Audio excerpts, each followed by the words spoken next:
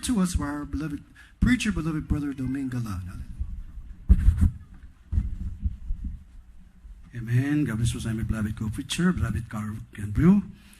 Tayo manalangin mga minamahal, mapagpala namin pala sa langit, Diyos na makapangyarihan sa lahat. Aming pinakamamahal na Panginoong Isus, Amang banal sa paunang dalangin ng aming minamahal at kagalang-galang na mga pastor, beloved and honorable evangelist, Willie Stratton Meda, your end-time prophet, narito malapay na muli kami nagpupuri at nagpapasalamat malapay noon. Hallelujah sa bawat bahagi yugto na yung pinagpalang lubos ang banal gawain ito mula pa lamang sa mga awitin papuri alay sa iyo, mga buhay na patutuo sa matatapat na nagkaloob. Maraming salamat po maging sa napakatamis, banal mong presensya na patuloy mong binubuo sa amin. Malapay noon ito'y kagalakan ng aming mga puso malapay noon. Narito malapay noon. Hallelujah sa yugto na pakikinig na yung banal salita malapay noon. Nadadali niyo ang banlingkod. Tunay na saganang akin malapay noon. Wala akong magagawa malapay noon. Kahabagan mo ako. Malapay noon, ikaw maglagay sa akin, hallelujah, isip, puso, sa aking mga mananilita na aking babanggitin, malapay na nagmumula sa iyo, malapay noon. Hallelujah, bigyan mo ko ng karunungan, malapay noon, ma-deliver ko to ng ayos sa iyong kalooban, malapay noon. Makarating nawa sa lahat ng dako man na makakapinig dito, maging pagpapala sa kanila, buksan mo, malapay noon.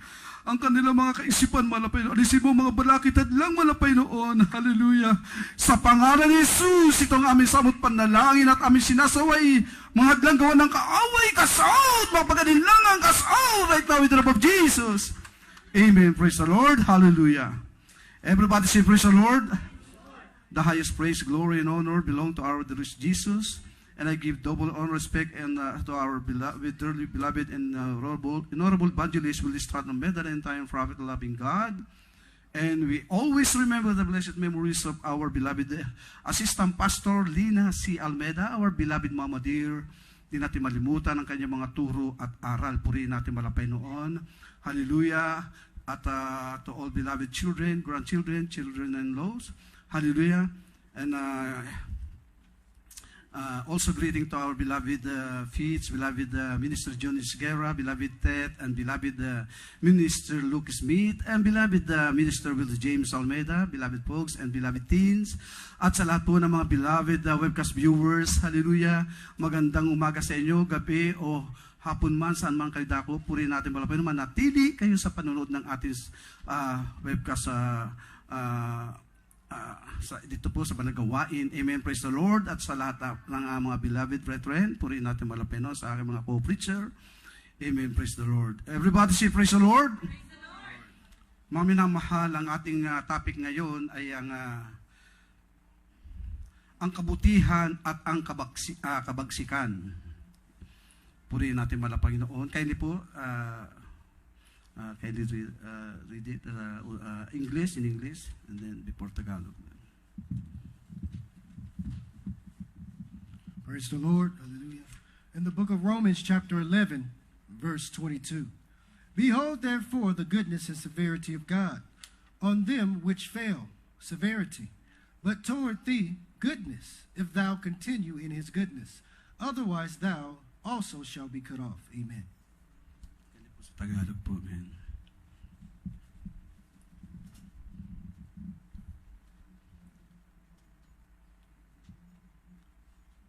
Dito po sa mga taga-Roma, ang kapitulo po ay 11, ang bersikulo po ay 22. Masdan mo nga ang kabutihan at kabagsikan ng Diyos. Ang kabagsikan ay sa nangahulog datapwat, ang kabutihan ng Diyos ay sa iyo. Kung mamamalagi ka sa kaniyang kabutihan, sa ibang paraan ay ikaw man ay puputulin. Amen. Amen. Praise the Lord. Palakpakan natin pinakamamahal na Jesus, ang Diyos sa magpala sa kanyang banal na salita. Purihin natin malapay noon. Napakaliwanag at nakakatakot ang salita ng ating malapay noon, sapagkat ang sabi ng Biblia, ang salita ng ating malapay noon ay matalas, double blade. Amen. At pumatarok sa kaloob-looban ng puso at kaluluwa. Purihin natin malapay doon. Ang sabi, masdan mo ang kabutihan at ang kabagsikan. Mga minamahal, lalo na ngayon, napakarami ngayon ang mga dumaraan sa mga pagsubok. At nakikita po natin, ang iba nga minsan ay kinukuha na lang ng ating mahal na Panginoon. Amen? Upang hindi na po magkasala. Bagamat mahal na mahal tayo ng Diyos, pag tayo ay hindi nakakadalo o hindi nasusunod ang kalooban ng Diyos, nagkukulang na po sa pagbibigay o sa ano pa mga gawain ng mahal na Panginoon, di ka na nakapag-ayuno. Dati-rati mga minamahal, ang mga Kristiyano nang makilala ang ating mahal na Panginoon, naandun ang kainitan. Amen? Naandun ang mga kasigasigan. Subalit kapag dumating ang mga pagsubok, naandun nga nanlulupaypay ang ating mga minamahal na mga kapatid. Bagamat dumarating talaga ang mga bagay na yan. Ang mga ibang nga, mga minamahal, dahil nga sa pagsubok, nagkakaroon ng mga karamdaman, hindi nakakayanan. Ang iba, minsan, na-stress, na kung saan, nagkakaroon pa ng diferensya. At mga minamahal, naalala ko tuloy yung dito sa, nung naando pa tayo sa Amoranto, mayroon po tayong mga kapatiran, marami dyan sa likuran, marami po mga kapatiran dyan na nakatira. At every service, especially Sunday, pinapupuntahan sa amin yung kapatid namin, mga kapatid doon, magkapatid. Lagi may karamdaman. Samantalang walking distance ang lugar, mga minamahal, hindi dumadalo. Samantalang pinagpala sila nung anong panahon na mainit sila na naglilingkod. Imagine ating mga minamahal na mga kapatiran, grabe, tatlong way bago makarating ng banal na gawain sa Amoranto, talaga nagsusumikap yung ating mga kapatid. Amen? Kaya nga sabi, masdan mo ang kabagsikan at ang kabutihan ng ating mahal na Panginoon. Yung iba talagang naglalakad pa. Naranasan ko nga yan, minsan naranasan namin maglakad ng aking mahal na asawa. At naranasan ko rin sa kabagan ng mahal na Panginoon na kutsain kami ng mga konduktor na ang sabi, ang ganda-ganda ng suot, wala kayong pambayad. Hindi kami makakibo. Sabi namin, makikisakay lang kami. Dumarating talagang gano'n. Subalit nakikita ng mahal na Panginoon yung pagsusumikap. Amen? Samantala yung aming kapatid walking distance. Sabi namin, bakit kayo nagkakasakit? Hindi rin siya maka-attend. Samantala ilang akbang lang siguro, mga 200 meters lang ang layo. Samantala yung iba 3 sakay pa bago makarating. Amen? Kaya nga sinabi ng ating mahal na Panginoon, yung kabagsikan, dumarating ang kabagsikan ng mahal na Panginoon sa mga Kristiyano, mga gano'n, ng mga attitude sa paglilingkod sa ating mahal na Panginoon. Kaya pagka dumating ang mga pagsubok, mga palo, wala na. Ilang beses namin sinabihan, dumalo kayo. Sinabihan namin dalawa ng aking partner. Oo daw. Ngayon, pupuntahan na naman namin. Naando na naman, may karamdaman, grabe ang karamdaman. Siyempre, hindi nakakadalo, hindi nakakapagbigay ng kanilang mga tithes and offering. Amen? Kaya nandun ang paalala ng ating mahal na Panginoon. Alam niyo mga minamahal, hanggang sa yung kapatid nila, baliw nilang yata yun parang nasiraan na lang. Mabait ang ating mahal na Panginoon. Amen? Mabait ang ating Diyos. Subalit kapag nagkukulang ka, nagkakamali tayo, pinapaalalahanan tayo ng mahal na Panginoon. Amen? Dahil mahal tayo ng ating mahal na Panginoon. Dumarating ang mga pagsubok. Bakit? Dahil nga sa katulad ng ganon sitwasyon. Ibig sabihin, anong hirap? Samantalang kumpleto ka ng paa, kumpleto ka ng pangatawan, hindi ka dadalo, samantalang nung araw, mainit ka, at pagkatapos nung dumating ang mga pagsubok ba, hindi ka nadadalo. Kung naalala nyo mga minamahal, yung ating kapatid na isa lang ang paa, grabe, isa ang paa dun sa Amoranto, grabe magpuri. Sinong nakakakita po noon? Grabe, amen? Yan po isang halimbawa lamang mga minamahal. Sapagkat yun, inilalagay ng ating mahal na Panginoon yung sitwasyon na yun upang makita ng ating mga minamahal na mga kapatid. Tingnan nyo, ang kapatid nyo na yan, kahit isa lang ang paa, subalit mainit na naglilingkod sa ating mahal na Panginoon. Kaya mga minamahal, nakakalungkot. Lalo na ngayon, makikita mo, pagtingin mo sa Facebook, may mga kandila. Siyempre. Kaysa mawala, kukunin na lang ng malapay noon. Mga bata pa, may mga alanganin ng edad, may mga, okay lang kung may mga edad na talaga. Ibig sabihin, may mga pagkukulang. Kapag dumating yung mga karamdaman, ibig sabihin, dahil nagkulang ka, yan ang nais ng ating malapay noon na papaalalahanan tayo. Kaya nga paalala eh. Yung iba naman, nagkakaroon ng paalala, matinding karamdaman, inasa na sa doktor. Kahit anong gawin yan, hindi gagaling niya kung paalala. Ang ibig sabihin, nais ng ating mahal na Panginoon, manumbalik ka sa paglilingkod sa ating mahal na Panginoon. Amen? Napakarami na eh. Kapag ikaw ay nanalangin, nagsumamo, nag-ayuno ka, umiyak ka sa mahal na Panginoon, inehas mo karakada ka, parang nagpaniwala lang. Amen? Parang nagdahilan lang eh. Yun ang hindi maunawaan ng ibang ating minamahal na mga kapatid. Oh? Tingnan mo, kaya nga ano ang sabi? Iniibig ng ating mahal na Panginoon yung mga nagkakamali. Amen, di ba? Pinapaalalahanan niya. Ano ang sabi dito? Kindly po, dito sa Apokalipsis, Kapitulo 3, ang talata ay 19. Kindly po.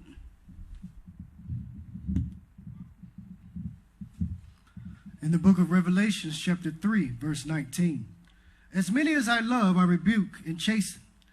But be zealous therefore and repent. Amen.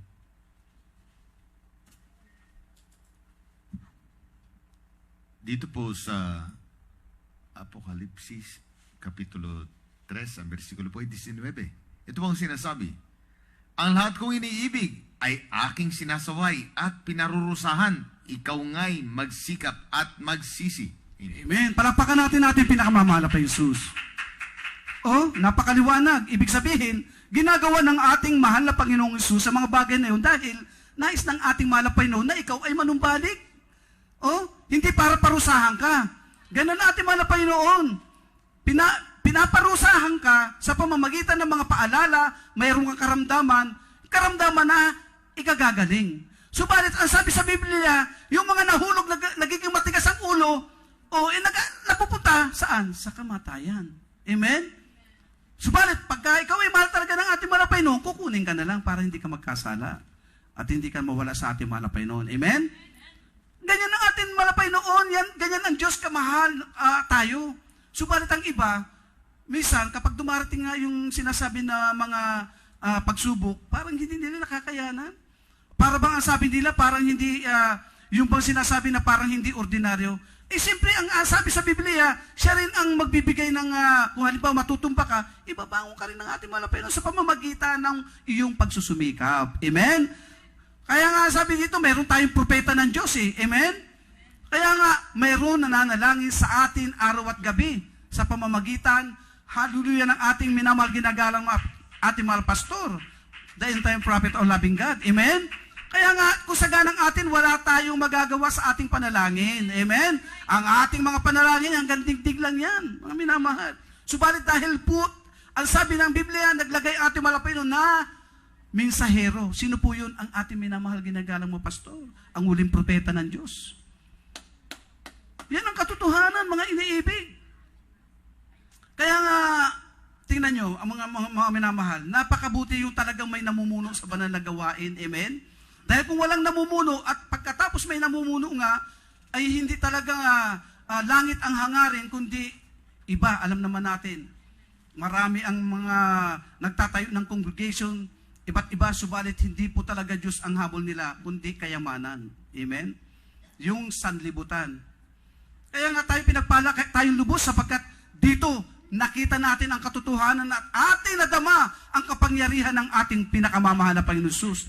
O tingnan nyo, pagka nagkaroon ka lang ng karamdaman, dito magsisi ka lang, hindi ka na pupunta ng hospital. O, pagsisihan mo yung ginawa mo, katulad ng ating mahal na kapatid. O, Giselle Castillo, kailan lang, trangkaso, o tinarangkaso. O, umasa ba siya sa doktor? Umasa ba siya sa gamot? Hindi. Nanalangin lang siya, nagsisi.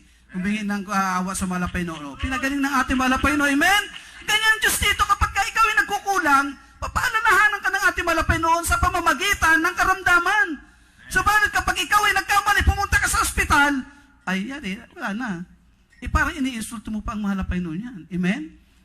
Kaya nga sasabihin dito may propeta eh. Siya ang nananalangin. Amen?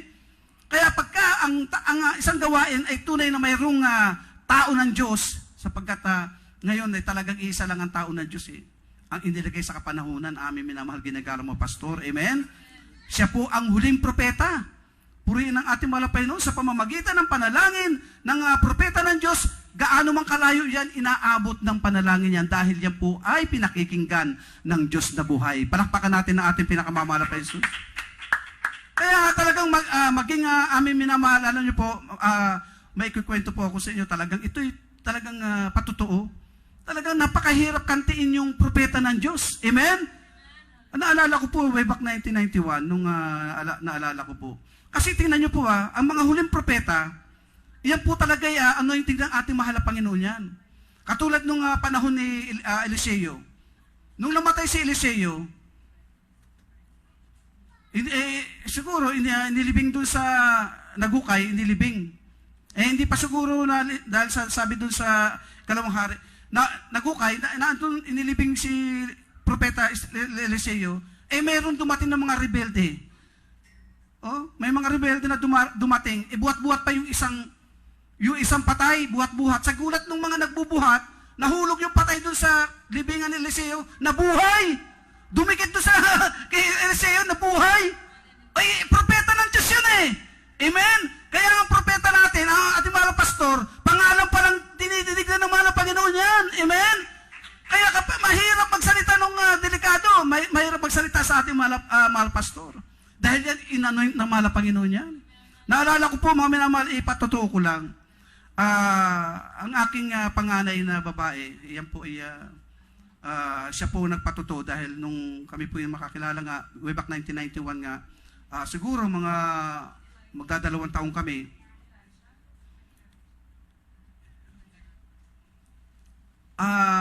Ganito mga minamahal. Siyempre, sa pagsubok, dumaan kami, mga minamahal. Sapagkat mayroon po akong barkada doon nung makasanlibutan pa po ang ibang lingkod, may barkada po ako doon. Ito po ay may kaya. Amen, praise the Lord. At may kaya po ito, barkada ko po ito, mga minamahal. Mga minamahal, at yung ibang lingkod, may tindahan po kami doon. Mga minamahal, hindi po pumupunta yung nagdi-deliver ng soft drinks doon. Malaking soft drinks pag hindi po kami nagdi-deliver dahil malaki po yung tindahan namin. Grabe, kami po ang malaking tindahan doon. Sagana po kami nung kami po ay wala pa sa Malapay nung panahon na yun. At mga minamahal, kaya nga nung kami makakilala, dumaan sa pagsubok at wala pambili ng betchin nga talagang wala eh. Talagang dumaan kami sa pagsubok. Natural lang yan. Sabi ni Mama Dear, ang mga paakit daw sa langit yung mga subok na. Amen? Lahat magsabing praise the Lord? Praise the Lord! Praise the Lord! Alam niyo mga minamahal, sabi ko dun sa aking mahal na anak, kasi umuutang kami dun eh. Sabi ko, umutang ka nga ng 1 kilong bigas, 1 kilo, tsaka kalahating kilong asukal. Kasi hindi talaga kami nangungutang, pero kaibigan ko, nangungutang kami. Siyempre, pagsubok, ang malaki ng utang ko doon. Siyempre, medyo talagang wala eh. Ngayon, binibigyan naman kami dahil kaibigan ko. Ang nagsalita ng hindi maganda doon sa anak ko. Sabi gano'n, tingnan nyo, yung pera nyo kaya naghihirap kayo, binibigay nyo lang sa pastor nyo. Binibigay nyo lang sa pastor nyo, kaya naghihirap kayo. Tingnan nyo, hindi naman kayo dating ganyan, sabi. Nagsumbong sa akin yung anak ko, umiiyak nga. Sinabihan si Mahal Pastor. Ang sabi niya, huwag niyo pong sabihan si Mahal Pastor, propeta po yan.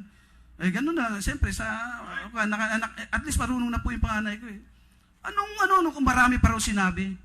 Nung sinabi sa akin, nagsumbong nga, parang gumanon yung aking puso.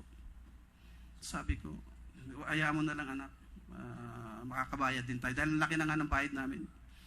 Mga minamahal, kasi yung kaibigan ko na yun, mula nung kakilala ko ang Malapay, hindi na po ako nakikigrupo doon. Lumalayo na kasi mga nginom nga eh.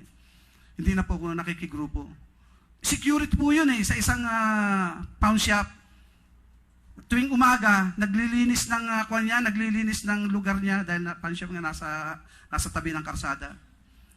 3 days, mga minamahal, mula nung sabihin yung 3 days, sabihin sa anak ko. Isang gabi, paalis na, naglilinis siya, yung para malinis yung kanyang binantayan. Nabangga ng humahagibis na taxi. Grabe nabalita nga sa periodiko yun. Tumalsik siyang gano'n pataas. Pagkatapos, nabagbagsak, tinamaan pa yung ulo, kalat yung kanyang utak, mga minamahal. Naalala ko yung sinabi niya sa anak ko na inusig niya ang ating mahal na pastor. Grabe, nakakatakot. Ang sabi niya, kaya kayo naghirap, binibigay niyo lang daw sa pastor niyo. Kung ano-ano pa raw binanggit. Kaya, napakahirap magsalita sa propeta ng Diyos. Amen? Grabe. Grabe ang pananalangin natin mga pastor na yan. Ating mga pastor, sa pag-ayuno lang kung how many 40 days. Amen? Di na po mabilang yan. Amen? Kaya nga narito tayo, pinagpalat, kinabagan ng malapay dahil sa panalangin ng propeta ng Diyos. At pagkatapos magsasalita ka dyan, ahadlangan mo yung mga pagpapala, nakakatakot, mga minamahal. Nakakatakot. Pinagpalat tayo ng Diyos dahil sa panalangin ng mga tao ng Diyos. Palakpakan natin ang ating pinakamamahal na Jesus. Kaya nga dito, mga minamahal, dahil sa panalangin ng ating minamahal ginagano mo, pastor, yung mga problema natin, yung mga pagsubok yan, tinatanggal ng ating malapay noon. Amen? Sa mga sumusunod na hindi masuwail. Kaya nga, naandun dumadating lang talaga yung mga pagsubok na yan dahil pinatitibay tayo ng ating mahal na Panginoon. Amen? Ang sabi, kapag ikaw hindi ka nakaranas ng pagsubok, ay hindi ka makakapasok sa kalangitan. Amen? Kaya nga sabi ni Mama Tere, subok lang ng ating mahal na Panginoon yung makapapasok. Oh, ano subok? Dumaan sa mga pagsubok. Palakpakan natin pinakamamahal na Jesus. Ay papaano yan? Kung halimbawa isang pagsubok lang, tumagilid ka na, umayaw ka na, ay hindi. Hindi malulugod ang mahal na Panginoon. Ano sabi dito sa unang Tesalonica 4, 7-8? Kaya hindi po pakibasa in English. 1 Thessalonica 4:7-8. In 1 Thessalonians chapter 4, verses 7 and 8. For God hath not called us unto uncleanness, but unto holiness. He therefore that despiseth not man, but God, who hath also given unto us his Holy Spirit. Amen. Amen. Praise the Lord.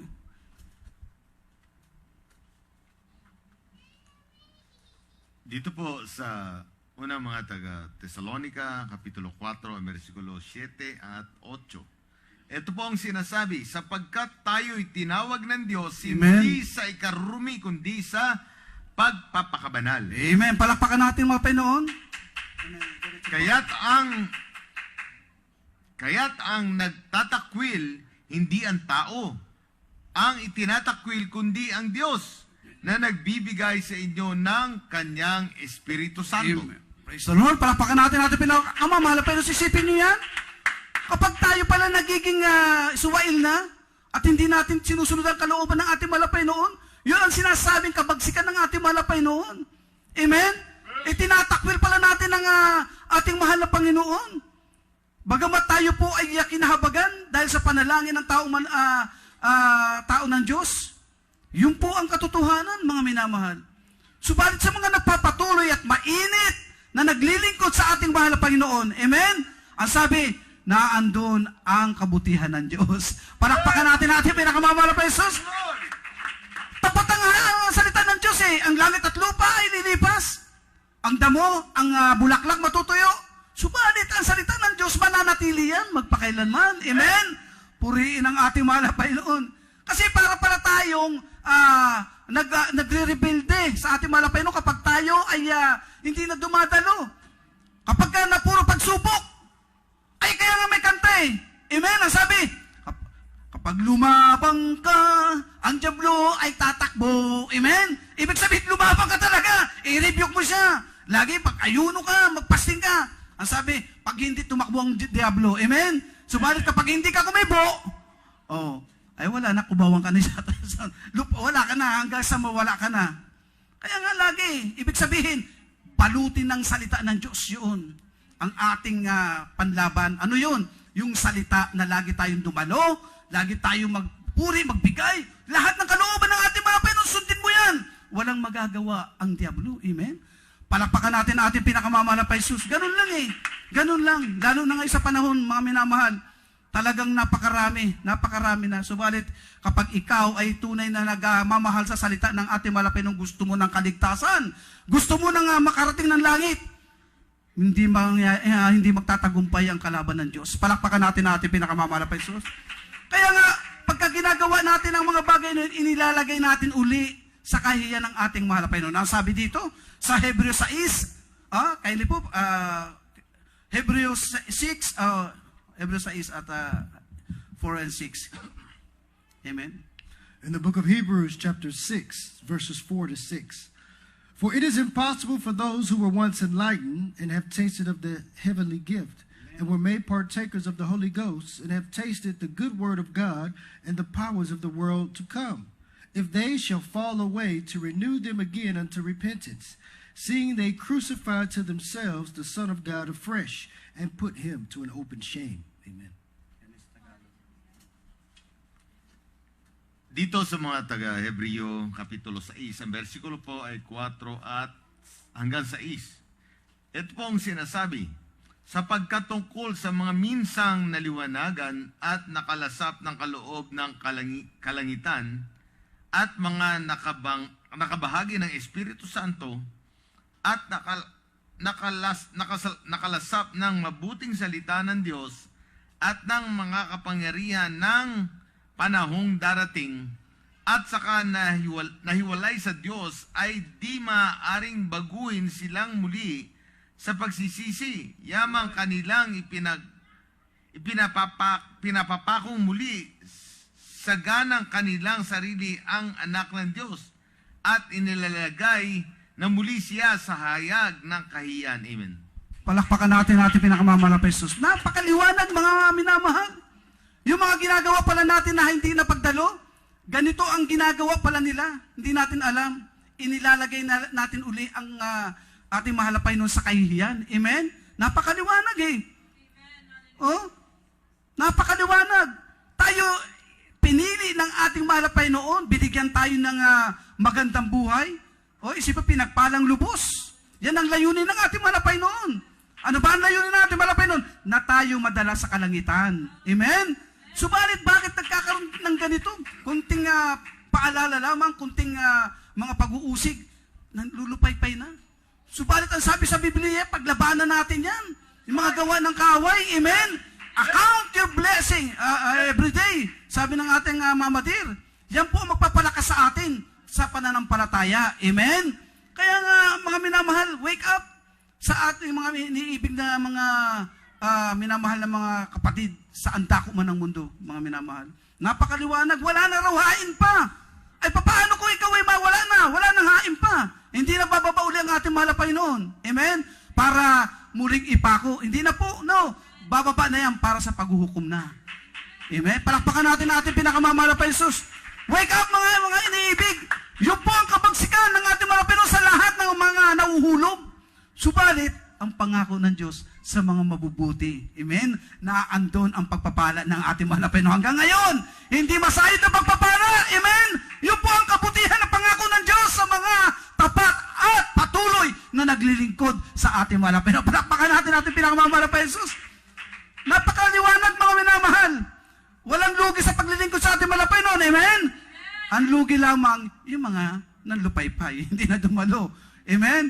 Yung mga alam na ang ating mahal na Panginoon namamalo. Namamalo ang ating mahal na Panginoon. Bakit? Sa ikatutuwid yan ng Kristiyano. Amen? Subalit kapag ikaw ay sinasadya mo ang pagkakasala. Yan sabi nga, naglilihi yan Naglilihi ang kasalanan. Pagkatapos, nabubuntis. Amen? At pagkatapos sa pagbuntis, ipinanganganak na yan. Yun na ang nakakatakot. Kaya nakakatakot, mga minamahal. Wake up sa mga ating mga minamahal at iniibig ng mga kapatid. Nakakalungkot. Subalit, hindi pa naman huli ang lahat. Amen? Magsisi sa lahat ng ating mga minamahal na minsan nagkakamali. Tao lang tayo. Subalit, huwag mo sasadyain daw. Kaya nga naglagay ng propeta ng Diyos sa gawain ito. Amen? Kaya nga minsan, tingnan nyo, mayroong nagkaroon ng kapatiran na talagang nagkaroon ng karamdaman na matindi. Hindi nga, isa rin to. Ang dahilan din, hindi dumadalo. Oh. Kahit na nasa ospital na, hindi pa rin gumagaling, ibig sabihin, mauubos na yung pera nila, wala na. Alam mo, ang ginagawa na lang, inililians niya na lang sa sarili niya. Saan siya nakalihan sa isa? Yung isang kamay saan? Sa mahal na pastor, dun sa, ano ba tawag niyo yung sa kalendaryo? Gumaling! Nagsisi siya gumaling! Ibig sabihin, anointing talaga yung litrato, pati yung litrato ni mahal na pastor. Amen? Kaya nga, grabe ang kanang propeta. Amen? Tingnan nyo. Doon sa litrato pa lang yan, gumagaling na eh. Kaya ilalo na, mga minamahal, huwag tayo talagang magsasalita ng hindi maganda sa propeta ng Diyos. Amen? Purihin natin malapay. Ano sabi dito sa huling talata? Kawikaan na 29, ang talata ay 25. Kaya hindi po, dito po sa huling talata. In the book of Proverbs, chapter 29, verse 25. For the fear of the man bringeth a snare, but whoso putteth his trust in the Lord shall be safe. Yes, amen. Praise the Lord. Elipas Tagalog. Ganda ang awit. Dito po sa mga kawikaan, 29, ang bersikulo po ay 25. Ang pagkatakot sa tao ay nagdadala ng silo, ngunit ang naglalagak ng kanyang tiwala sa Panginoon ay maliligtas. Amen. Palakpakan natin pinakamamahal pa Jesus. Grabe. Kaya nga dumarating na yung mga kaiba dito, naglalakad na, minsan bumabagyo. Baliwala eh. Bakit? Nagtitiwala sila sa mahal na Panginoon. Ano? Amen? Subalit yung may takot, sabi nga may COVID dyan, huwag ka pumunta dyan. Huwag ka na tumalo. May COVID dyan, mahawaan ka. Wala na. Impyerno ka na. Amen? Subalit yung mga dire-diretso, kahit na COVID pa yan, kahit mabahayan, pupuriin ko ang ating mahal na Panginoon sa gawain yun. Amen? Doon lugod ang mahal na Panginoon. Palakpakan natin pinakamamahal na Panginoon Jesus. Amen? Hallelujah. Hallelujah. Praise the Lord. At puriin ang ating mahal na Panginoon na diyan po natapos, mga minamahal, tayo tumayo at awitin natin ang di ko kailangan. Amen. Praise the Lord. Hallelujah sa ating pinakamamahal na Panginoon Jesus. Hallelujah. Magsumamo tayo sa ating mahal na Panginoon sa lahat ng ating mga minamahal na mga kapatid na nasa pagsubok, walang imposible sa ating mahal na Panginoon. Purihin ang ating mahal na Panginoon. Hallelujah.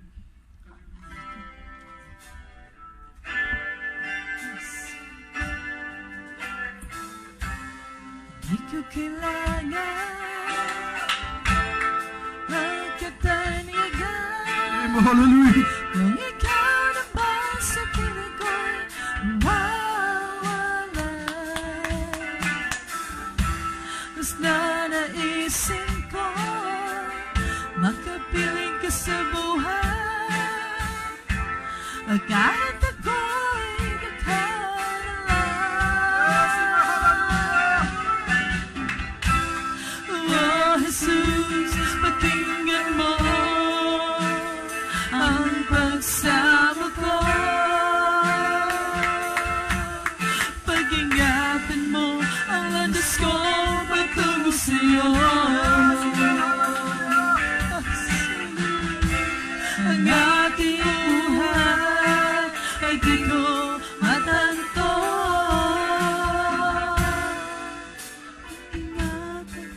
Pag-ingatan mo ako. Ang kahinaan ng aking buhay, minsan di ko kaya paglabanan. Kaya't kailangan ko iyong gabayan sa aking paglalakbay.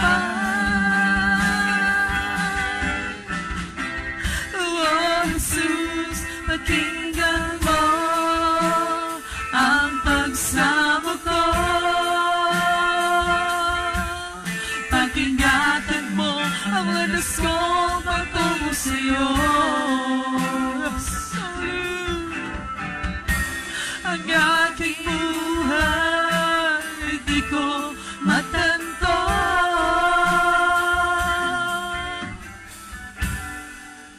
Pag-ingatan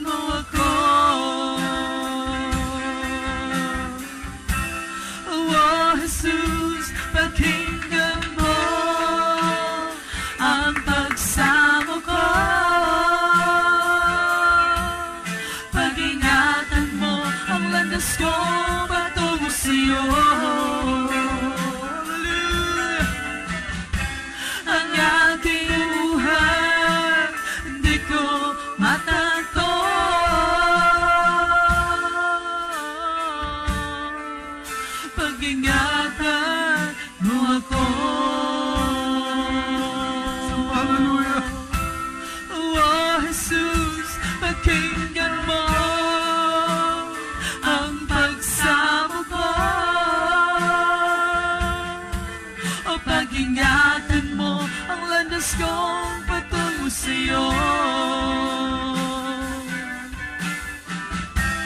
Ang aking buhay ay di ko matanto.